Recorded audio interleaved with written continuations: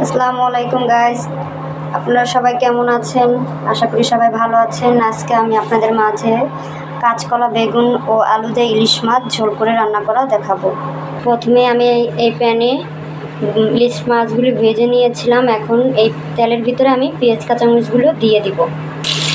কাঁচামরিচ, পেঁয়াজ কুচি, টমেটো কুচি, আর এখানে আমি একটু জিরা বাটা আর রসুন বাটা দিয়ে দিয়েছি। এখন এটাকে আমি কষাবো।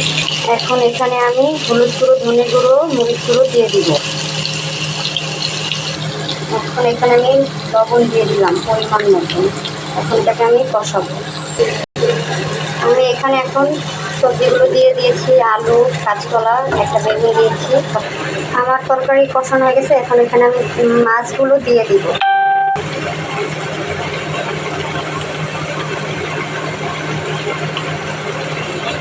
মাছগুলো দিয়ে দিয়েছি। এখন আমি তরকারিটাকে ঢুকে দিব। আমার তরকারিটা হয়ে গেছে। এই যে দেখুন আমার তরকারির ফাইনাল লুক। আমি এখন ধনে পাতা দিয়ে একটা বরফ দিয়ে চুলা করছি। ভিডিওটা ভালো লাগলে লাইক, কমেন্টস ও ফলো দিয়ে দিবেন। আল্লাহ হাফেজ।